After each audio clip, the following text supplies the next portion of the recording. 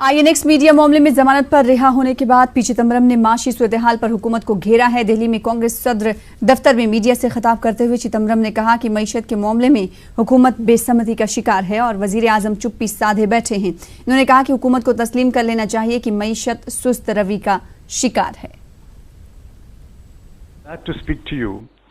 Exactly 106 days after I last spoke to you, as I stepped out and breathed the air of freedom at 8 p.m. last night, my first thought and prayers were for the 75 lakh people of the Kashmir Valley who have been denied their basic freedoms since August 4, 2019.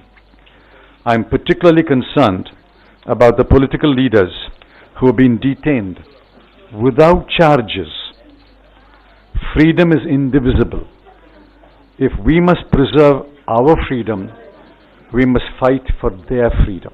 In the last 106 days, I was strong in spirit, and I become stronger because of the following. 1. My record as minister and my conscience are absolutely clear. 2. My family trusts in God. 3. We have total confidence that the courts will ultimately render justice. Let us leave the matter at that and turn to the most pressing and explosive issue of the day, which is the state of the economy. The place to start is diagnosis. If the diagnosis is wrong, the prescription will be useless, maybe even fatal. Even after 7 months into the fiscal year, the BJP government believes that the problems faced by the economy are cyclical. The government is wrong. Let me repeat that. The government is wrong. It is wrong because it is clueless. It is unable to look for the obvious clues because it is stubborn and mulish in defending its catastrophic mistakes like demonetization, flawed GST, tax terrorism, regulatory overkill, protectionism, and centralized control of decision making in the Prime Minister's office. आगे बढ़ेंगे। कर्नाटक में 15 सीटों पर हो रहे हैं ज़िमनी इंतखाबात में दोपहर 1 बजे तक तकरीबन 32% वोटिंग दर्ज की गई है। येल्लापुरा में सबसे ज्यादा 41.72, जबकि शिवानगर में सबसे कम 22.12% पोलिंग रिकॉर्ड की गई है। पोलिंग स्टेशनों में वोटों की कतारें देखी जा रही हैं। 15 असेंबली सीटों पर कुल 165 उम्मीदवार मैदान में हैं। 38 लाख वोटर इन तमाम उम्मीदवारों की किस्मत का फैसला करेंगे। तो आज 15 असेंबली सीट पर ज़िमनी इंतखाबात हो रहे हैं। सुबह से वोटिंग जारी है, शाम 6 बजे तक वोटिंग होगी। कर्नाटक ज़िमनी इंतखाबात को लेकर 17 नाअहल करार दिए गए रुकने असेंबली, फिर उसके बाद ये सीट खाली हुई थी। 17 में से 15 ज़िमनी इंतखाबात पर वोटिंग हो रही है, 2 सीटों पर वोटिंग नहीं हो रही है। और जिन 15 सीटों पर वोटिंग आज ज़िमनी इंतखाबात के तहत हो रही है वो 3 कांग्रेस के कब्जे में थे और 3 जेडीएस के कब्जे में थे। हमारे साथ हमारे नुमाइंदे रऊफ जुड़ रहे हैं बेंगलुरु से, उनसे जानने की कोशिश करेंगे कि इस वक्त क्या कुछ तस्वीरें देखने को मिल रही हैं पोलिंग बूथ पर। रऊफ बताइएगा, 1-2 बज चुके हैं और 1 बजे तक की जो पोलिंग फीसद है वो हमारे सामने है। तकरीबन 32% वोटिंग रिकॉर्ड की गई है। इस वक्त क्या कुछ देख पा रहे हैं आप पोलिंग बूथ पर? क्या लोगों की कतारें अब ज्यादा दिखाई दे रही हैं?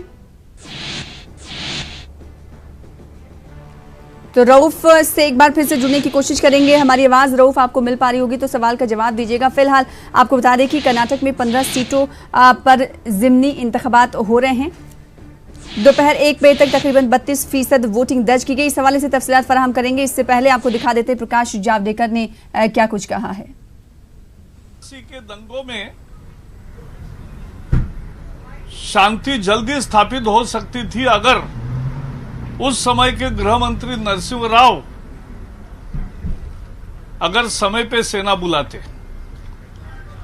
मनमोहन जी, सेना बुलाने का अधिकार प्रधानमंत्री का होता है और प्रधानमंत्री राजीव गांधी थे। राजीव गांधी तो अपने मंत्रियों को आदेश दे सकते, उल्टा राजीव गांधी ने ये दिन दहाड़े जो भयंकर नरसंहार हुआ उसका समर्थन किया एक तरीके से कि जब बड़ा पेड़ गिरता है तो धरती हिलती है, यह उनका समर्थन था। और इसलिए मनमोहन जी, और भी एक सवाल हम पूछना चाहते, अगर नरसिंह राव इतने बुरे थे तो उन्हीं के मंत्रिमंडल में आप अर्थमंत्री वित्त मंत्री क्यों बने? और चलो, मनमोहन जी ने मान तो लिया कि हमारी सरकार की गलती थी, तो कांग्रेस के नेता बौखला गए हैं, कुछ जेल से बाहर आ रहे, कुछ जेल में है, कुछ बेल पे है, और अपराधी के रूप में है, स्वतंत्रता सेनानी के रूप में नहीं है। यह भी हमें समझना चाहिए। That's all from my side. Sir, yesterday, finance minister said that, she doesn't eat onion. In response to which, today P. Chidambaram said, what does she I have not about- said that. No, finance minister. Thank you. Thank you. It's a bite only. Bite. Thank you. तमाम का जिम्मेदार राजीव गांधी को मान रहे। एक बार फिर से बात कर लेते हैं। आज हो रहे जिमनी इंतखाबात की कर्नाटक में 15 सीटों को लेकर जिमनी इंतखाबात के तहत वोटिंग हो रही है। अब तक जो वोटिंग फीसद है वो दोपहर 1 बजे तक तकरीबन 32% वोटिंग दर्ज की गई है। हमारे साथ हमारे नुमाइंदे जुड़ रहे हैं बेंगलुरु से। रऊफ, हेलो रऊफ, आपको आवाज हमारी मिल पा रही होगी, इस वक्त आप पोलिंग बूथ पर मौजूद हैं। लोगों का क्या कुछ कहना है और आंकड़े जो है पोलिंग फीसद के वो तकरीबन 1 बजे तक 32% रिकॉर्ड किया गया है। क्या ये उम्मीद जाहिर की जा रही है कि शाम 6 बजे तक ये आंकड़े मजीद और बढ़ेंगे, इनमें ज्यादा इजाफा होगा पिछले इंतखाबात के मुकाबले?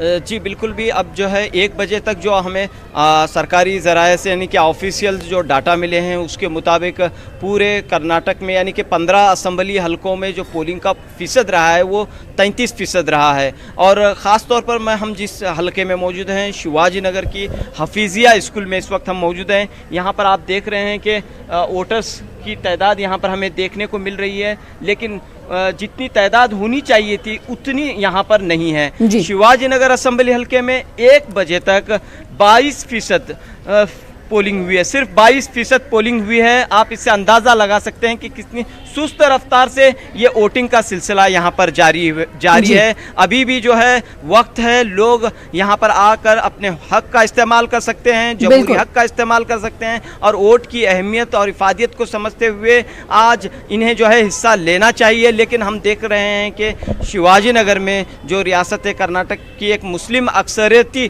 कॉन्स्टिट्यूंसी है, यहाँ पर वोटिंग का फीसद इस वक्त काफ़ी कम दिखाई दे रहा है। क्या आज आपने अपना वोट दिया है? हाँ, दे दिया हमने। बताइए। तो लेकिन यहाँ पर हम देख रहे हैं कि जितनी क्राउड होनी चाहिए थी, भीड़ होनी चाहिए थी, वो दिखाई नहीं दे रही है। इसीलिए हम भी चाहते हैं कि हम आवाम से अपील करते हैं कि अपना वोट को देकर अपने वोट को कामयाब बनाएं। हाँ, यानी कि वोट का इस्तेमाल करें, वोट घर का में बैठे। जी ओके, बताइए सर कि क्या आप चाह रहे हैं? हाँ, वोट डाले हैं, हम सब वोट डाल के आए हैं। 4 बजे के बाद हमारा मुस्लिम लोग आता है, 4 बजे से पहले नहीं आता है।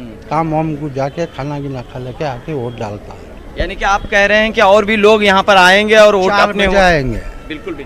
तो यहाँ पर यही बात कही जा रही है कि अभी लेकिन वक्त अहम है, वजह क्या है कि 6 शिवाजी नगर में 22% वोटिंग अब तक रिकॉर्ड की गई है। बकिया अगर असेंबली सीटों की करें, जिमनी इंतखाबात जहां पर हो रहे हैं, वोटिंग हो रही है, वहां पर इससे ज्यादा पोलिंग फीसद रिकॉर्ड की गई। इसकी अहम वजह क्या मानी जा रही है? क्योंकि आप कवर करते रहे हैं तमाम असेंबली सीट्स को, ऐसे में मुस्लिम अक्सरियती इलाका होने के वजह से क्यों आखिर ये वजूहात सामने आ रही हैं? क्या वजह मानी जा रही है जिसकी वजह से वोटिंग फीसद कम अब तक रिकॉर्ड की गई है? जी देखिए, जिन असेंबली हलकों में इलेक्शन हो रहा है, कहीं 40% तक वोटिंग हो चुकी है इस वक्त, कहीं 35% हुई है, कहीं 30% हुई है। लेकिन शिवाजी नगर में इस वक्त का वोटिंग का फीसद जो है वो काफ़ी कम है। और यहाँ पर हम देखते हैं कि इंतखाबात से क़ब्ल मिली तंजीमों ने, चाहे वो ऑल इंडिया मिली काउंसिल हो या फिर कर्नाटका मुस्लिम मुत्तहिदा महाज हो, जमीयत उलमा हिंद हो और भी जमात इस्लामी हो, इस तरह बड़ी बड़ी तंजीमों ने ये अपील जारी की थी कि वोटिंग का फ़ीसद ज़्यादा से ज़्यादा हो, ज़्यादा से ज़्यादा लोग आकर वोट डालें, अपने हक़ का इस्तेमाल करें। लेकिन इन अपीलों के बावजूद वोटिंग का फ़ीसद यहाँ पर कम दिखाई दे रहा है। ज़रूर एक इंतहाई अफसोस की और तशवीश की बात ज़रूर है, क्योंकि इस मरतबा का जो इलेक्शन हो रहा है आम इंतखाबात से ये इलेक्शन कुछ मुख्तलिफ है। लोगों में कुछ बेजारगी भी है, नाराज़गी भी ज़रूर है, लेकिन इसके बावजूद जमहूरियत का जो अमल है उसमें हिस्सा लेना एक अहम बात है। क्या यही बात है कि जमहूरियत में हमें जो है इस अपने हक़ का इस्तेमाल करना चाहिए? हाँ, हमें अपना वोट है, अपना हक़ है, हमें इस्तेमाल करना चाहिए और इससे आकर हमें जितना हो सके आवाम को जो है आकर अपने वोट का इस्तेमाल करना चाहिए। जी बिल्कुल। ये रियासत कर्नाटक के जो बाई इलेक्शन हैं वो पूरे मुल्क की निगाहें जाहिर सी बात है इस पर टिकी हुई हैं। और अगर बात बीजेपी की कर ली जाए तो बीजेपी के लिए काफी अहमियत के हामिल है ये इंतखाब, और साथ ही साथ जेडीएस और कांग्रेस के लिए भी काफी अहमियत रखती है ये ज़िमनी इंतखाब। ऐसे में सवाल ये उठता है कि अगर ये 15 असेंबली सीटों में से ज्यादातर सीटें कांग्रेस और जेडीएस के पास जाती है तो सियासी मंजरनामा मुस्तकबिल का किस तरह से हो सकता है रऊफ? क्या बीजेपी की परेशानी बढ़ाने वाला होगा? जो बने हुए हैं अगर मौजूदा हुकूमत जो जी बिल्कुल, यहाँ पर हम देख रहे हैं कि मौजूदा जो बीजेपी की हुकूमत है उसे कम से कम इस इलेक्शन में जो है 7 से 8 सीटें जीतना ज़रूरी हैं एक सादा अक्सरियत के साथ हुकूमत चलाने के लिए। अगर इससे कम उसे सीटें मिलती हैं, यानी कि 15 सीटों में से 7 या 8 सीट बीजेपी नहीं हासिल कर पाती है तो उसके लिए बड़ी परेशानियों का सामना करना पड़ेगा, क्योंकि हम देख रहे हैं कि यहाँ पर रियासत कर्नाटक के जो असम्बली हलकों की कुल तादाद है 224। किसी भी हुकूमत के लिए, किसी भी पार्टी के लिए हुकूमत चलाने के लिए ज़रूरी है कि उसके पास 113 नशिस्तें हों, लेकिन इस वक्त जो है बीजेपी के पास 105 सीटें हैं और कांग्रेस और जेडीएस अगर जिस वक्त मखलूत हुकूमत उन्होंने बनाई तो उनकी मखलूत हुकूमत में 117 सीटें उनके पास थीं, लेकिन अब रियासत की सियासी हालात बदल चुके हैं। यहाँ पर कांग्रेस अलग इलेक्शन लड़ रही है, बीजेपी अपने बलबूते पर इलेक्शन लड़ रही है, तो दूसरी तरफ जेडीएस भी जो है आज़ाद तौर पर इलेक्शन लड़ रही है। किसी भी तरह का कोई समझौता तीनों पार्टियों में नहीं है। अब देखना ये होगा कि इस इलेक्शन के बाद यानी 9 दिसंबर को रिजल्ट आने वाले हैं, इसके बाद रियासत के हालात क्या बनते हैं, किसके हक में अवाम फैसला सुनाती है, आइंदा की हुकूमत किस पार्टी की हो सकती है। यानी बहुत अहम है ये इंतखाब रऊफ। कहीं पहले जैसे सियासी तस्वीर ना एक बार फिर से बदल जाए, बीजेपी के हक में ये तमाम आंकड़े ना आए, फिर तो परेशानी का सबब बीजेपी के लिए हो सकता है।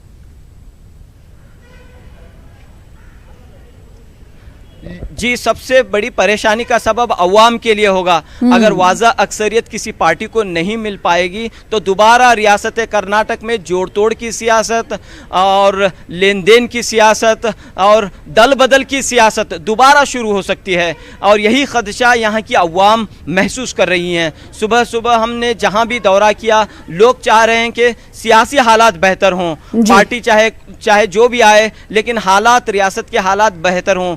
हमने देखा कि जिस अंदाज में रियासत कर्नाटक में सियासी ड्रामा हुआ, कई महीनों तक जो है कई एमएलए जो है जाकर मुंबई में रिसोर्ट में रहे, और किस तरह से जो है जोड़ तोड़ की सियासत हुई, किस तरह से जाहिर सी बात है। और हमने देखा कि बागी अरकान की वजह से ही एचडी कुमारस्वामी की सरकार बनी थी और बीजेपी को सरकार में काबिज होने के लिए राह हमवार हुई थी, जिसके बाद अवाम अब ये नहीं चाहती है कि दोबारा वैसी तस्वीरें निकलकर सामने आए। अवाम चाहती कि उनके मसले का हल हो और उनके नुमाइंदे असेंबली में जाएं और उनके तमाम मसाइल को उठाएं, यही अवाम चाहती है। बेहद शुक्रिया रऊफ हमारे साथ जुड़ने के लिए, तफसील के साथ बातचीत करने के लिए। फिलहाल आगे बढ़ेंगे। कोझिकोड में राहुल गांधी ने मीडिया से बातचीत की। उन्होंने शहरियत तरमीमी बिल पर कांग्रेस का मौक़िफ़ साफ कर दिया। उन्होंने कहा कि कांग्रेस किसी भी तरह की तफरीक के खिलाफ है। Against anybody in this country. Yeah. So anybody who discriminates against anybody who's Indian, we are against them. That is our line. We believe that India belongs to everybody, all communities, all religions, all cultures. Thank you. वहीं BSP शहरियत तरमीमी bill के मौजूदा मुसव्वदे से मुत्तफिक नहीं है। एक press conference से खिताब करते हुए मायावती ने कहा कि बिल पर हुकूमत को फिर से गौर करना चाहिए। उनका यह भी कहना है कि बिल को पार्लिमानी कमेटी को भेजा जाना चाहिए। हमारी पार्टी का नागरिकता संशोधन विधेयक के बारे में ये कहना है कि केंद्र सरकार द्वारा काफ़ी जल्दबाजी में व काफ़ी अपरिपक्व तरीके से लाया गया नागरिकता संशोधन विधेयक ये पूरे तौर से विभाजनकारी व असंवैधानिक विधेयक है। अर्थात इस विधेयक के जरिए इनका धर्म के आधार पर नागरिकता एवं नागरिकों में धर्म के आधार पर भेदभाव आदि पैदा करना, ये परम पूज्य बाबा साहब डॉक्टर भीमराव अंबेडकर के मानवतावादी एवं धर्मनिरपेक्ष संविधान की मंशा व बुनियादी ढांचे के एकदम विरुद्ध कदम है। इसलिए बीएसपी इस बिल के वर्तमान स्वरूप से बिल्कुल भी सहमत नहीं है।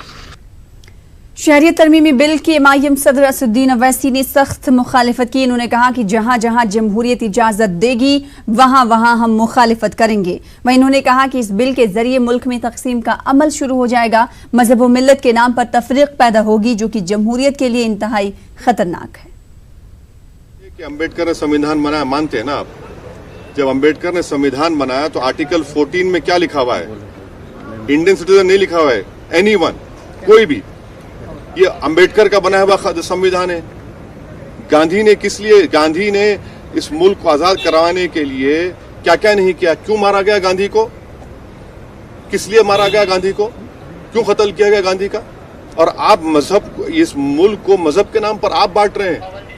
आप देश में ऐसा कानून ला रहे हैं कि जिसका जो मजहब होगा उसकी बुनियाद सिटीजनशिप देंगे आप।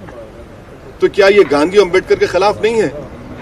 उनकी तौहीन कर रहे हैं इस तरह का कानून लाकर। लेकिन सरकार का कहना है कि घुसपैठियों को नियंत्रित करने कौन से घुसपैठी? जो घुसपैठी हिंदू होगा वो सिटीजन बन जाएगा। आसाम के एनआरसी में 19 लाख में कितने घुसपैठी है? कितने मुसलमान, कितने गैर नॉन मुस्लिम बताइए? उनको आप सिटीजनशिप दे रहे हैं। अगर ये कानून बनेगा तो आसाम के फॉरेनर्स ट्रिब्यूनल में सिर्फ केस चलेगा मुसलमानों पर और सबको खत्म हो जाएगा। ये आप कानून बनाने जा रहे हैं। आप देश को चला रहे हैं, ये क्या कर रहे हैं आप बताइए? आप बांट रहे हैं देश को, मैं नहीं बांट रहा हूं। इस तरह का कानून लाकर जो संविधान के आर्टिकल 1421 का वायलेशन है, जो बेसिक स्ट्रक्चर का हिस्सा है, ये मुल्क के कॉन्स्टिट्यूशनल डेमोक्रेसी है। ये भारत तमाम मजहब के मानने वालों को मानता है, जो नहीं मानता मजहब उसको भी मानता है। और आप तो देश को इस तरह चला रहे हैं। हर जब आपने हर चीज में नाकाम हो गए तो आगे अपने ओरिजिनल एजेंडा पर। आपका प्रदर्शन हाउस में रहेगा, बाहर भी? अरे हम जहां हमको जमहूरियत इजाजत देगी हम प्रदर्शन करेंगे।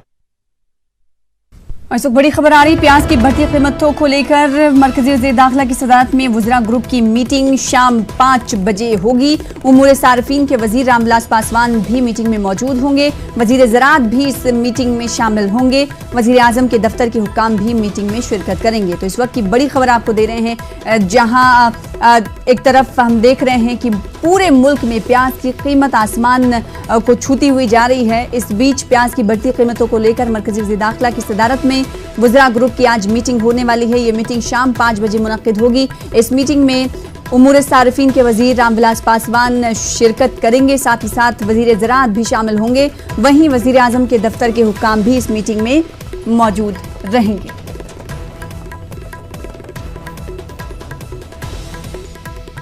तो प्याज की बढ़ती हुई कीमत को लेकर मरकजी वज़ीर दाखिला की सदारत में ये वज़रा ग्रुप की मीटिंग हो रही है। प्याज की कीमत में दिन ब दिन इजाफा देखने को मिल रहा है। मुल्क की मुख्तलिफ रियासतों में प्याज अवाम की दस्तरस से दूर होता हुआ जा रहा है। इस बीच आज मरकजी वज़ीर दाखिला की सदारत में वज़रा ग्रुप की मीटिंग मुनक्किद की जा रही है। ख़वातीन के खिलाफ जिनसी हरासानी और तशद्दुद के बढ़ते वाक़यात पर एक जानिब मुल्क भर में मुजाहरे हो रहे हैं, कसूरवारों को सख्त से सख्त सज़ा देने के मुतालिबात किए जा रहे हैं, तो दूसरी जानिब ख़वातीन के खिलाफ तशद्दुद का सिलसिला रुकता हुआ नहीं दिखाई दे रहा। ताज़ा मामला उत्तर प्रदेश के उन्नाव ज़िले से है, जहाँ पर आबरूरेज़ी की एक मुतासरा को जिंदा जलाने की कोशिश की गई। मुतासरा को इलाज के लिए लखनऊ रेफर कर दिया गया है ट्रॉमा सेंटर में। इस मामले में तमाम 5 मुलजमीन को गिरफ्तार कर लिया गया है। असली मुलजिम शिवम त्रिवेदी को भी गिरफ्तार कर लिया गया है। और उधर यूपी हुकूमत ने कहा है कि मुतासरा के इलाज के तमाम अखराजात हुकूमत बर्दाश्त करेगी। साथ ही वजीर आला योगी आदित्यनाथ ने कहा है कि मुलजमीन के खिलाफ जल्द और सख्त कार्रवाई होगी।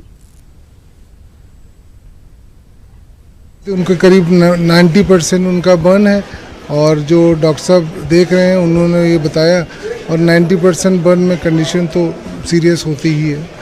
और मैं ACM साहब उनके स्टेटमेंट के लिए आ गए। जब पेशेंट यहाँ पे आई थी तो काफ़ी पेन की वजह से काफ़ी रेस्टलेस थी।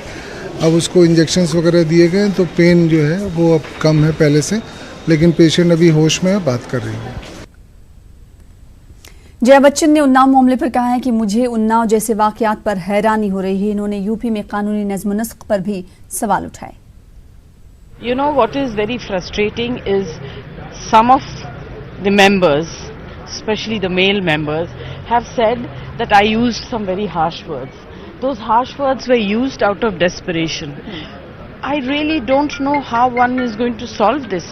This rape victim in Unnao who got raped and burnt. I mean, in UP there is no law and order. Then in Chitrakoot Thana a girl got raped. In a Thana, can you believe it? आम आदमी party के leader हाजी Ishraq का कहना है कि स्वाति मालीवाल की मांग बिल्कुल जायज़ है। इन्होंने इस मामले पर न्यूज़ 18 से खास बातचीत की। आपको बता दें कि ख़वातीन के खिलाफ तशद्दुद के बढ़ते वाक़यात के खिलाफ दिल्ली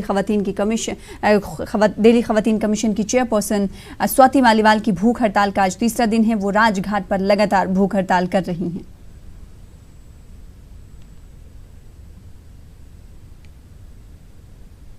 पिछले 3 दिन से लगातार स्वाति यहाँ पर आमरण अनशन कर रही हैं। बेहद ज़्यादा सर्दी है। उनकी जो मांग है, क्या कहना चाहेंगे? उनकी मांग जायज़ है और हर हिंदुस्तान का शरीफ आदमी इस बात से परेशान है। ऐसा नहीं होना चाहिए और हमारी सेंट्रल गवर्नमेंट को सोचना चाहिए। हमारी जो पुलिस का मामला है उसको भी सोचना चाहिए कि वो रिपोर्टें नहीं लिखती हैं। अच्छा, आपको लगता है कि जिस तरीके से स्वाति मांग कर रही हैं, जो रेपिस्ट हैं उनको 6 महीने के अंदर जो फांसी की सज़ा होनी चाहिए, जिस मांग के साथ वो यहाँ पर 3 दिन से लगातार आमरण अनशन कर रही हैं, तो इस अनशन का कुछ असर पड़ेगा सरकार पर? बिल्कुल असर पड़ेगा और इतना असर पड़ेगा कि सरकार क्या तो ये ऐसा काम करे 6 महीने में सजा दे, नहीं तो ये सरकार अपने आप में ही चली जाएगी। और लगातार महिलाओं के साथ जो अपराध बढ़ते जा रहे हैं उस पर क्या कहना चाहेंगे? आप भी स्वाति के आमरण अनशन में पहुंचकर उनको सहयोग करने के लिए पहुंचे हैं। ऐसा नहीं होना चाहिए, बहुत गलत है। हमारी माँ बहनें, हमारे केजरीवाल जी ने हमारी माँ बहनों के लिए कैमरे लगाए और बसों के अंदर गार्ड बिठाए, तो जैसे हमारे केजरीवाल जी कर रहे हैं सारे हिंदुस्तान में इसी तरह होना चाहिए। तो जब भी कुछ हमारी महिलाओं का, हमारी बहनों का, हमारी बेटियों का भला होगा। अच्छा, आप किस तरीके से सहयोग करेंगे? अभी आप मिलने आए हैं, अब आगे क्या सोचा है, किस तरीके से स्वाति को सहयोग करेंगे? जैसे मेरी बहन बोलेंगी हम इन लोगों के साथ हैं, हमेशा साथ रहेंगे। पार्टी की कोई बात नहीं है, हम इन लोगों के हमेशा साथ हैं। देखा कि यहाँ पर आप विधायक का कहना है कि हम स्वाति को सहयोग करने के लिए पहुंचे हैं और जिस तरीके से स्वाति चाहेंगी उनकी मदद के लिए हम तत्पर तैयार हैं। और उन्होंने ये भी साफ कर दिया है कि जिस तरीके से दिल्ली की सरकार महिला सुरक्षा के लिए काम कर रही है, ऐसे ही देश भर की और सरकारों को भी काम करना चाहिए। कैमरा पर्सन प्रहलाद के साथ रचना, न्यूज़ 18 दिल्ली। आंध्र प्रदेश में प्याज की कीमतें आसमान छू रही हैं। ओंगोल, विजयवाड़ा व दीगर शहरों की मार्केट में फी किलो प्याज 150 रुपए फरोख्त हो रही है, जबकि हुकूमत रियायती कीमत पर प्याज फरोख्त कर रही है। रियायती कीमतों पर प्याज की फरोख्त के मराकज़ पर आवाम की लंबी कतारें देखी जा रही हैं। अपोजिशन ने हुकूमत पर बुनियादी सहूलियात की फराहमी में नाकामी का इल्जाम आयद किया है।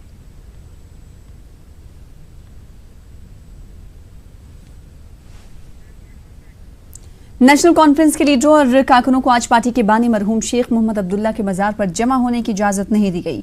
वाज़ेह है कि आज शेख अब्दुल्ला मरहूम का यौम पैदाइश है। चंद लीडरों और कारकुनों को इनफरादी तौर पर मरहूम के मज़ार पर जाने दिया गया। इस सिलसिले में नसीम बाग दरगाह हजरत बल श्रीनगर में सख्त सिक्योरिटी इंतजाम किए गए और एनसी कारकुनों को जमा होने से रोकने के लिए कदम किया गया था। काबिल जिक्र है कि पार्टी के कुछ ही लीडर और कारकुन हजरत बल में देखे गए। पार्टी लीडर अकबर लोन ने इसे नेशनल कॉन्फ्रेंस को दबाने की कोशिश से ताबीर किया। कश्मीर का दिन हम यौम पैदाइश हम मनाने जा रहे थे और इसमें हजारों की तादाद में लोग दरगाह शरीफ में जाकर उनके मकबरे पर जाकर उनको दुआई मगफरत मांगते थे। लेकिन आज उन्होंने दफ़ा 144 का नफाज के नाम से यहाँ लोगों को मकबरे पर जाने की इजाज़त नहीं दे दी।